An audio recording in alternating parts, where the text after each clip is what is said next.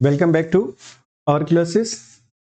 तो हम बात कर रहे थे इंपरेटिव सेंटेंस की। आपने इंपरेटिव सेंटेंस के एग्जांपल्स अब हम यहां से देखना शुरू करेंगे। एक बार फिर आप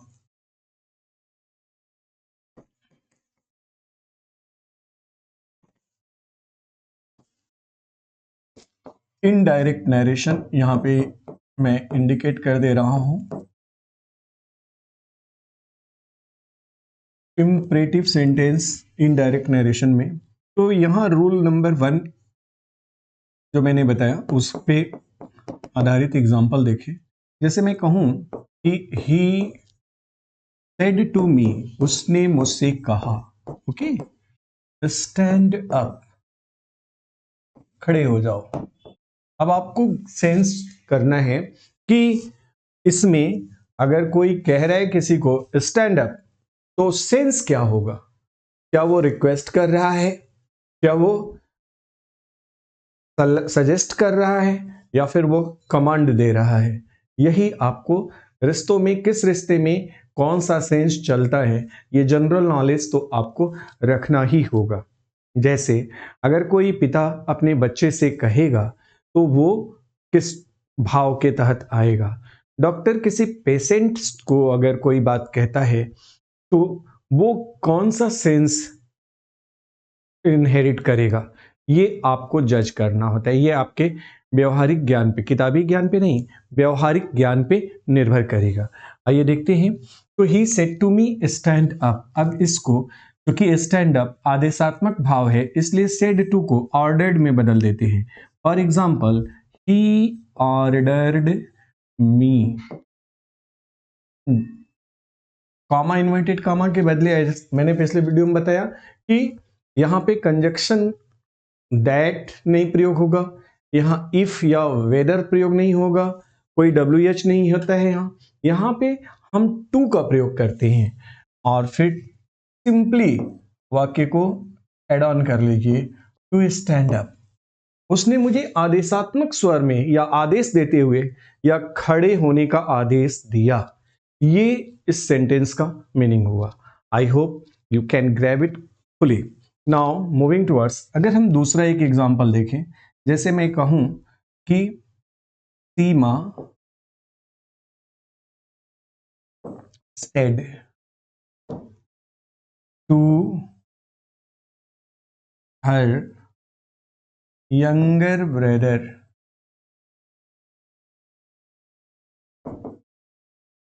सीमा ने अपने छोटे भाई से कहा, क्या कहा? Work hard, work hard. बस इतनी सी बात, ठीक है, यहां लिख देते।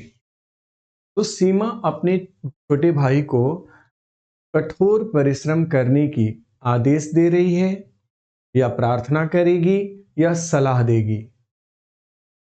बताएंगे आप? यस। तो आप जान लें कि छोटों को हम सलाह देते हैं। तो सेड टू को सलाह की पॉइंट ऑफ व्यू से देखेंगे तो क्या हो जाएगा? एडवाइज्ड। एडवाइज्ड क्या कहते हैं? सीमा एडवाइज्ड हर यंगर ब्रदर। बाकी चीजें आप खुद कर सकते हैं। हर यंगर ब्रदर क्या करने के लिए? To work hard. देखा आपने कितना ही स्मूथ है, कितना इजी है। कुछ लोग अंग्रेजी को हवा बना लिए हैं, उसे गणित के समान टिपिकल समझ बैठते हैं। लेकिन मैं आपको यकीन दिलाता हूं कि अंग्रेजी में कोई भी सवाल, कोई भी प्रश्न आप फिजिक्स के लंबे लंबे न्यूमेरिकल जैसा नहीं पाते हैं। इसमें कोई मैथमेटिक्स का लंबा लंबा सॉल्यूशन नहीं होता है, नहीं केमिस्ट्री का की तरह कोई इक्वेशन होता है। बहुत आसान है ये अंग्रेजी। सारे रूल्स, चैप्टर कोई भी हो, 99% वन लाइनर्स ही होते हैं। अब वो भी अगर आप या एक स्टूडेंट ग्रैब ना करे तो ये फिर उसकी महिमा, उसकी मेहरबानी। अन्यथा इसमें ऐसा कुछ नहीं है जिसको पढ़ के आप बहुत अच्छा न कर गुजरे। आइए देखते हैं। तो यहां पे एक एग्जाम्पल हमने एडवाइज्ड का दिया, ऊपर आपको ऑर्डर्ड का दिया। इसके बाद अब बचता है वो होता है रिक्वेस्ट वाले वाक्य। इनकी बनावट कुछ इस तरह की होती है, जैसे हम देखें तो एक एग्जांपल लेते हैं, माय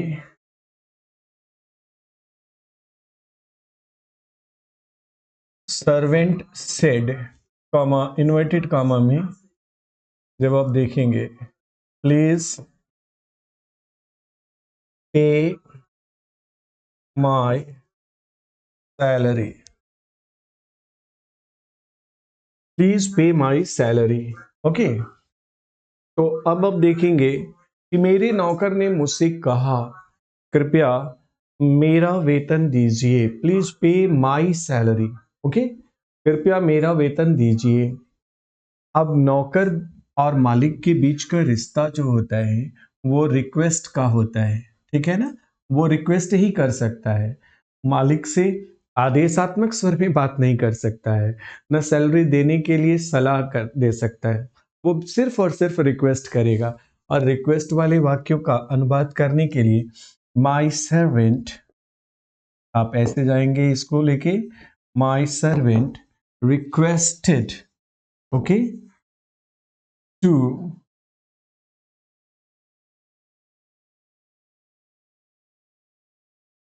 पे हिज सैलरी। क्या किया आपने? दो चीज, एक तो रिक्वेस्टेड किया, दूसरा टू से कनेक्ट किया। प्लीज को हटा देते हैं। इनडायरेक्ट नरेशन में रिक्वेस्ट शो करने वाला जो टर्म होता है प्लीज, इसको हम रिमूव कर देते हैं। दैट इज जो मैंने किया और कुछ नहीं हुआ है यहाँ पे, ठीक है। तो इस प्रकार के वाक्य आपको इंपरेटिव सेंटेंस में देखने को मिलते हैं।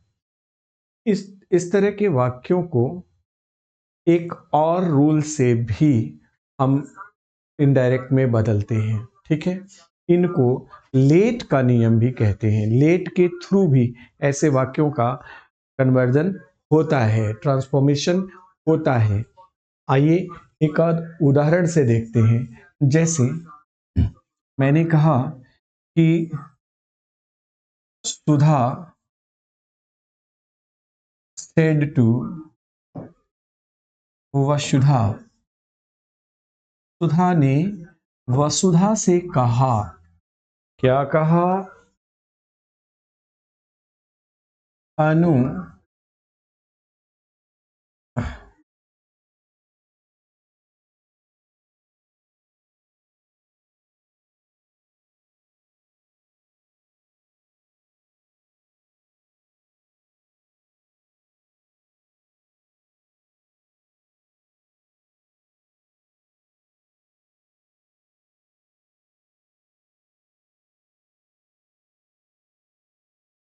सुधा said to Vasudha shut the windows, Sudha ने वसुधा से कहा खिड़कियों को बंद कर दो, ठीक है। अब ऐसे वाक्यों को कहा जाता है कि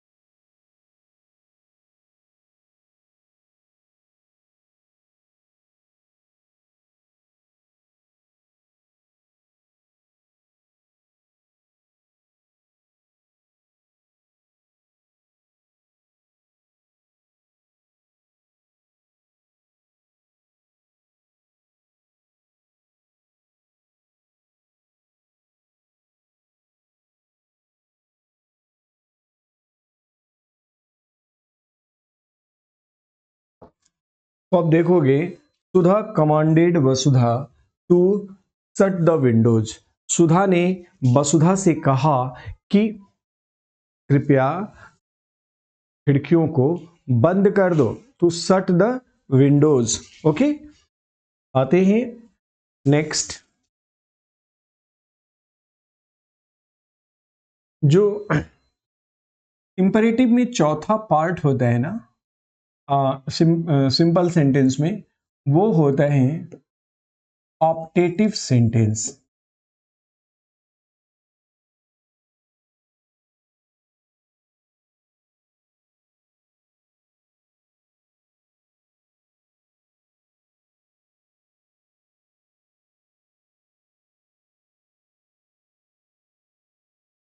इच्छा सूचक वाक्य।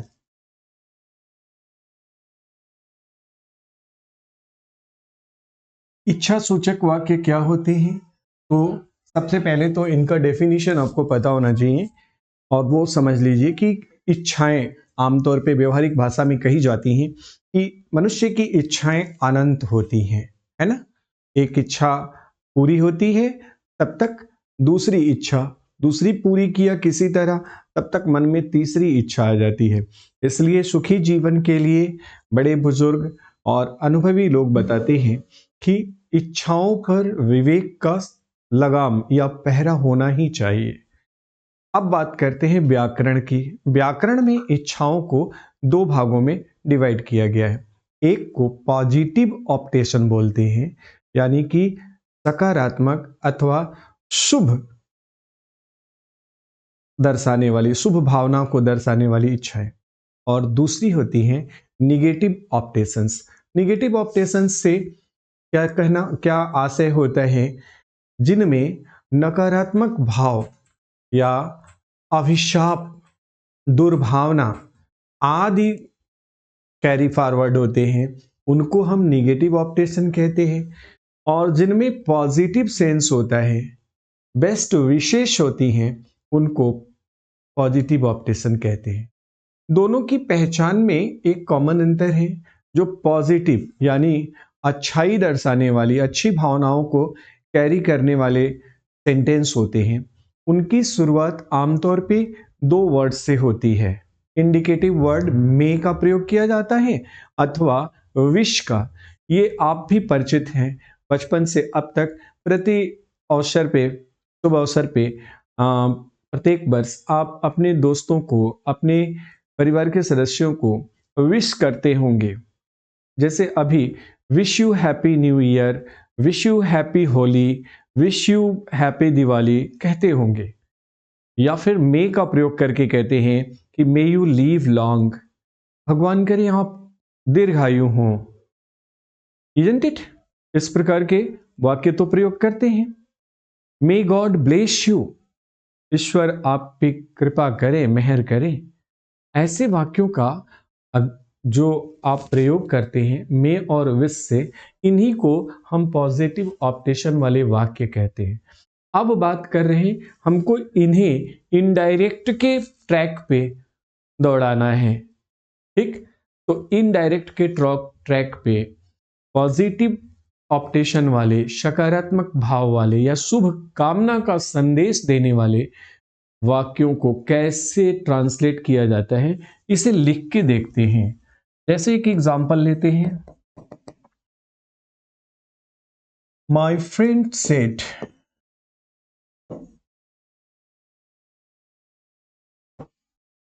ओके,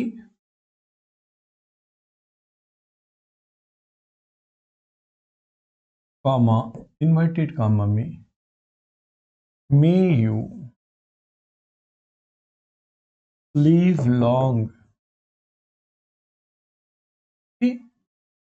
कुछ इस तरह का वाक्य होता है। मेरे दोस्त ने मुझसे कहा, भगवान करे खूब दिन जियो, लंबी उम्र पाओ। ऐसा। अब इनको हम अनुवाद कैसे करते हैं, गौर करेंगे तो यहाँ पे सेड टू को इस तरह के वाक्यों में विश्ड या डिजायर्ड से चेंज करते हैं। ध्यान रखेंगे, या तो इधर you are to use wished और डिजायर्ड। और दूसरी तरफ जो चेंज होगा वो ये होगा कि मे यू लीव लॉन्ग है, ये वाक्य हमारा ऑप्टेटिव है, इसको हम एसर्टिव में लाते हैं। मे को सब्जेक्ट के बाद, अब ये यहां पे आ जाएगा और जब आएगी मे तो माइट में ये क्रिया बदल जाएगी, ठीक है ना। बाकी पर्सन्स का जो प्रोनाउन के चेंज का रूल है, टेंस का है, वो सब अपनी जगह पे यूज होते रहेंगे। तो अब इसको हम अगर अनुवाद करना चाहें तो ये ऐसे होगा कि माई फ्रेंड विस्ड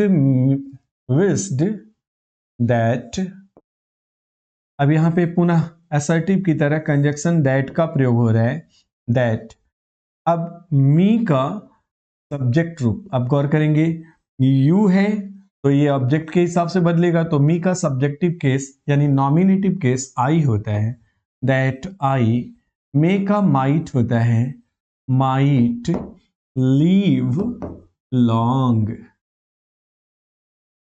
बहुत ही आसान है ये, I might leave long. Okay, मेरे दोस्त ने मुझसे कहा, मे यू लीव लॉन्ग, भगवान करे तुम्हें लंबी उम्र मिले, खूब दिन जियो, दीर्घायु हो।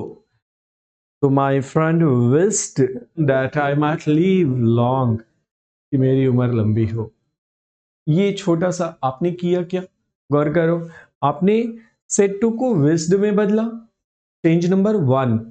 उसके बाद दूसरा क्या किया, मे को माइट में बदला। तीसरा दैट कनेक्ट किया, कंजक्शन दैट का प्रयोग किया।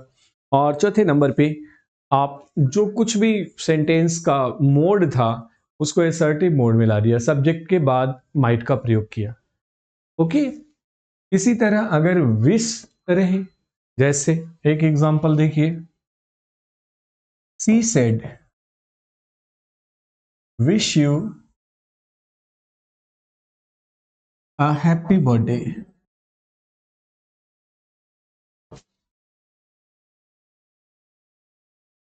Wish you a happy birthday. Okay, she said wish you a happy birthday.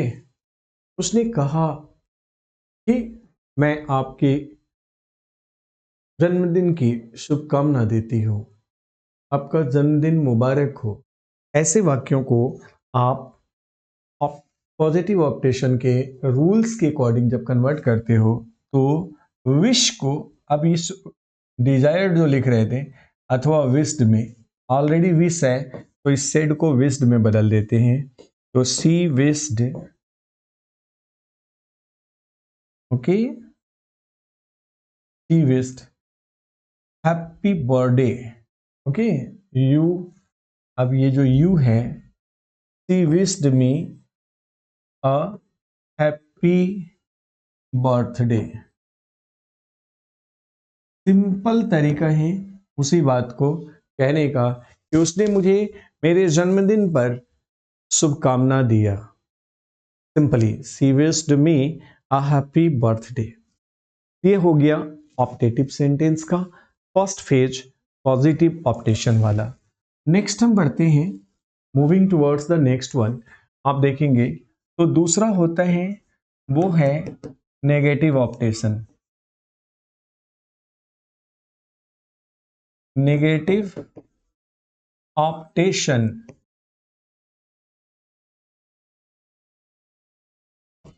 Okay, इसको कर्स कहते हैं। हिंदी में आपको अभिशाप या श्राप शब्द आपने सुना होगा, वो ये कहते हैं, ठीक है ना, नेगेटिव ऑप्टेशन इसको बोलते हैं। जैसे देखते हैं नेगेटिव ऑप्टेशन में, the old man said to the villagers, comma, go to the dogs, go to the dogs। आप देखिए यहाँ पे कि अभिशाप वाले वाक्य किस प्रकार के होते हैं, कैसे डिजाइन होते हैं। The old man said to the villagers, बूढ़े व्यक्ति ने गांव वालों से कहा, क्या कहा, गो टू द डॉग्स। ये एक फ्रेजल वर्ब है, इसका मतलब होता है बर्बाद हो जाना, बर्बाद हो जाना। Got it? यस, इसका मतलब है बर्बाद हो जाना। गो टू द डॉग्स, आमतौर पे गो टू द हेल लोग बोलते हैं ना, गो टू हेल, भाड़ में जाओ। जहन्नुम में जाओ, दोजख में जाओ, नर्क में जाओ, ऐसे अलग अलग एक्सप्रेशंस देते हैं। ये कब होता है, सोचने वाली बात है।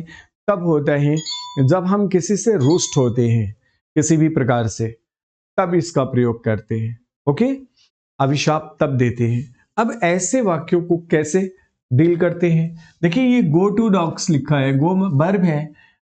सिंपली इस भाव को देख लेते हैं कि ये नाराजगी में कहे गए हैं, अभिशाप दिया गया है। अब इनका अनुवाद करते समय हम सेड टू को कर्स्ड क्रिया से बदलते हैं, ध्यान रखेंगे। कर्स का मतलब होता है अभिशाप देना। यहां क्या करेंगे, the old man, as it is, इसको डाउन कर लेंगे ना। द ओल्ड मैन कर्स्ड, किसको? द विलेजर्स, जैसे हैं वैसे, कर्स्ड द विलेजर्स। अब क्या कह रहे हैं, go to the dogs, to go to the dogs, जैसे हैं वैसे डाउन कर लिया। क्या किया है आपने, सिंपली सेड टू को कर्स्ड में बदल दिया, टू से कनेक्ट कर दिया, जैसा कि इसके पहले वाले फॉर्मेट में आप कर रहे थे पॉजिटिव साइड में। इस प्रकार की क्रियाओं का अनुवाद करना डायरेक्ट से इनडायरेक्ट में। इसके अलावा यदि आपको किसी को ग्रीटिंग्स देनी है, okay, good morning, good evening, good night आदि बोलना है, किसी को कुछ मना करना है किसी क्रिया से, ओके, इसको प्रोहिबिशन वाले सेंटेंस कहते हैं। किसी कार्य को करने से मना करना है, रोकना टोकना कहते हैं। ओके, तो उसके लिए एक क्रिया स्पेशली नरेशन में मिलती है हमको, फॉरबिड।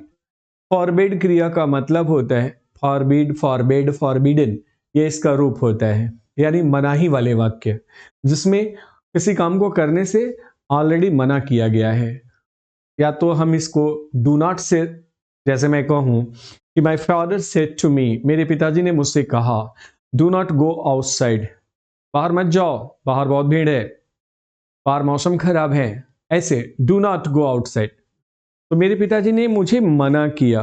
अब उसमें माई फादर सेड टू को हम फॉरबेड में बदल देते हैं, सेड को फॉरबेड में बदल दिया, बस इतना। ओके, याद रहेगा, सेड को फॉरबेड में बदल दिया, माई फादर फॉरबेड मी, किस बात से, फिर उधर से डू को हटा देंगे। ओके, डू को हटा देंगे, क्या करेंगे उसके बदले, नॉट टू गो आउटसाइड कर देंगे। Okay, not to go outside, बाहर जाने से मेरे पिताजी ने मुझे मना किया, बस इतना सा करना है। यही आपको ऑप्टेटिव सेंटेंस बनाते हैं। ओके, यही ऑप्टेटिव सेंटेंस होते हैं। इच्छा सूचक वाक्य, इसमें एक बार की फिर से हम आपको रिसाइकल कर दें, रिवाइज करा दें। अगर आपसे पूछे कोई कि ऑप्टेटिव सेंटेंस क्या होते हैं, आप क्या बताएंगे?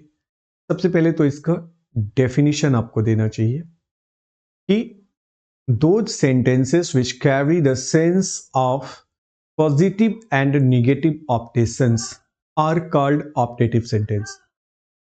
ओके, इसे एक बार हिंदी में, हिंदी भाषी छात्रों के लिए मैं एक बार इसे हिंदी में भी व्याख्या दे रहा हूं, एक्सप्लेन करके बता रहा हूं कि ऐसे सभी वाक्य जिनमें शुभ और अशुभ भावनाएं दी होती हैं अथवा इच्छाएं हों, उनको हम इच्छा सूचक वाक्य कहते हैं।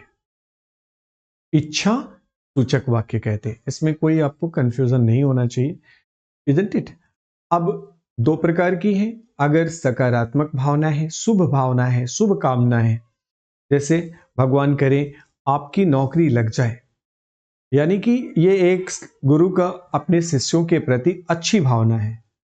और आप प्रैक्टिकली भी जानते हैं कि माँ बाप के बाद इस धरती पर, इस दुनिया में अगर अपवाद छोड़ दे तो सिर्फ गुरु ही होता है जो चाहता है कि उसके शिष्य खूब तरक्की करें, यहां तक कि उससे भी आगे तरक्की करे।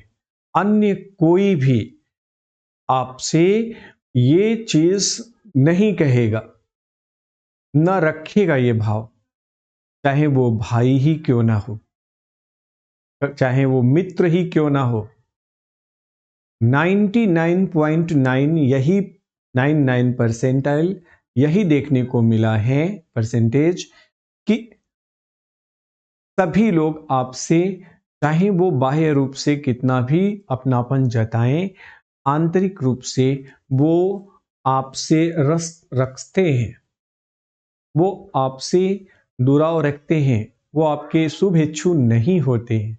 लेकिन ऐसे में आपको क्या करना है? इसका मतलब ये नहीं कि आप अपने आप को पूरे समाज से कट ऑफ कर लें, उनके बीच में रहते हुए भी खुद को रिजर्व करके और ऐसे लोगों से एक डिस्टेंस के साथ मेंटेन करने की कला को विकसित करना पड़ेगा। बस। तो मेरा जो कुछ भी शिक्षा होता है, मैंने हमेशा से कहा है कि अंग्रेजी सीखिए, अंग्रेजियत नहीं। यानी अंग्रेजी हमारे लिए आगे बढ़ने का एक संसाधन मात्र है ना, एक सीढ़ी की तरह है, लेकिन इसको अपनाना नहीं है। क्यों? क्योंकि हमारी संस्कृति में कोई ऐसी खराबी है ही नहीं जिससे हम उच्च स्तर का जीवन यापन न कर सके। हमारे विचार विशुद्ध होने चाहिए। शुद्ध विचारों के लिए क्या होते हैं? वो शुद्ध विचार कैसे आएंगे? तो शुद्ध संगत से आएंगे। तो संत संगति कहते हैं, लोग सत्संग भी कहते हैं, वो उनसे आएंगे, या फिर उच्च स्तर की प्रामाणिक श्रेष्ठ पुस्तकों से वो आएंगे वो विचार। और जब विचार शुद्ध होंगे, जाहिर सी बात है, तो विचारों की का परिणति प्रस्फुटन जब होता है मनोभूमि में, तो कर्म हमारे सद हो जाते हैं, यानी कि सद कर्म करने लगते हैं। और जब सद कर्म करेंगे आप, तो सौभाग्य की प्राप्ति होती है, सद्भाग्य बन जाता है। यही सारांश है, यही समरी है। आप भी इसे पाएंगे, लेकिन कुछ वर्षों बाद, सिर्फ 1 दशक की देर है।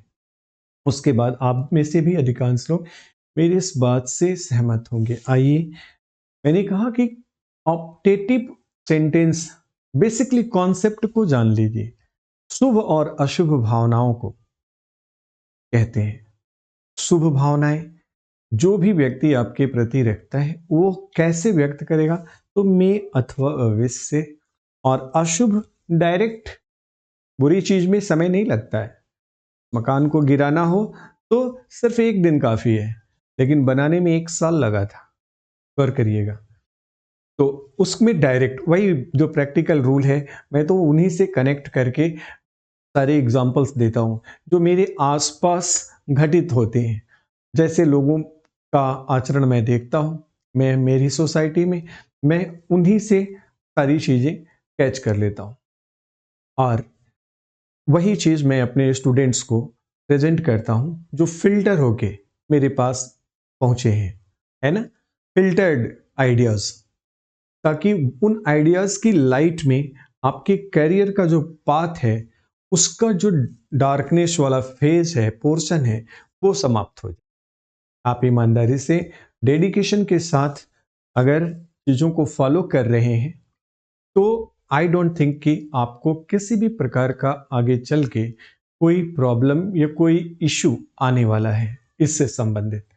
आसानी से, यकीनन विश्वास रखिए कि अंग्रेजी आपको कतई परेशान नहीं करेगी।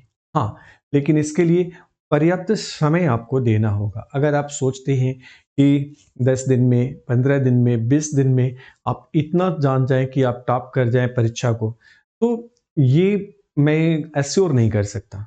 ये डिपेंड करेगा आपके प्रीवियस नॉलेज पे, प्रीवियस प्रैक्टिस पे, कितना आपने प्रैक्टिस किया है, कितना समय दिया है इस पे। तो यहाँ पे ये टॉपिक समाप्त हो रहा है। आप देख लें, एक बार रिवाइज कर लें, रिकॉल कर लें। ओके, तो ऑप्टेटिव सेंटेंस तक मैंने बताया। अब इसको एक बार मैं आपको रिमाइंड करा दूं कि हम लोग जनरल ग्रामर में आप आमतौर पे +2 लेवल तक जो आपने पढ़ाई किया था, उसमें बेसिक कौन कौन से लेसन्स आपको पढ़ाए जाने थे, क्या क्या पढ़ा था आपने, याद होगा। तो सबसे पहले आप अल्फ़ाबेट का ज्ञान लेते हैं। आगे बढ़ते हैं, पार्ट्स ऑफ स्पीच के 8 पार्ट्स से सेपरेटली आपको अवगत कराया जाता है। तत्पश्चात आप आर्टिकल, उसके बाद पर्सन, नंबर, जेंडर आदि का ज्ञान कराया जाता है। फिर हम थोड़ा आगे बढ़ते हैं तो अन्य चैप्टर्स जैसे मॉडल्स, टेंस, वॉइस और नरेशन जो आप पढ़ ही रहे हैं, और इस क्रम को रिवाइज कर आगे चल के इसके एक्सक्लेमेटरी को अगले वीडियो में हम लोग मिलते हैं एक्सक्लेमेटरी सेंटेंस के साथ।